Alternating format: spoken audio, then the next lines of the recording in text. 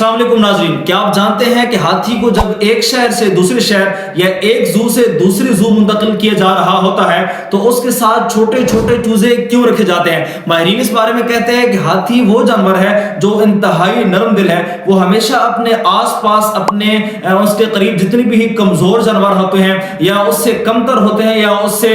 کم زور والے ہوتے ہیں ان پر اپنا زور نہیں چلاتا، اور یہ ہاتھی کوشش کرتا ہے کہ وہ اپنی طاقت کا بیجا استعمال نہ کرے، طاقت کا غیر مناسب استعمال نہ کرے۔ اس لیے کسی بھی ہاتھی کو جب ایک شہر سے دوسری شہر یا ایک زو سے دوسرے زو منتقل کیا جا رہا ہوتا ہے تو اس کے مزدہ میں، ٹرک میں یا کسی بھی گاڑی میں جس میں ہاتھی کو لے جایا جا رہا ہوتا ہے اس میں چھوٹے چھوٹے چوزے رکھ دی جاتے ہیں، چونکہ جب چوزے ہاتھی کے پاس آتے ہیں تو ہاتھی کا یہ گمان ہوتا ہے، یہ خیال ہوتا ہے کہ اگر میں موومنٹ کروں گا، اگر میں ہلو جلوں گا تو اس مخلوق کو نقصان پہنچے گا، جس وجہ سے ہاتھی بغیر موومنٹ کے، بغیر ہلے جلے بحفاظت اپنی منزل تک پہنچ سکتا ہے۔ اگر آپ کو میری یہ ویڈیو پسند آئی ہو تو میرے یوٹیوب چینل جہان علم کو سبسکرائب کریں اور بیل آئیکن کو پریس کر دیں تاکہ آنے والی ہر ایک ویڈیو آپ تک پہنچ سکے۔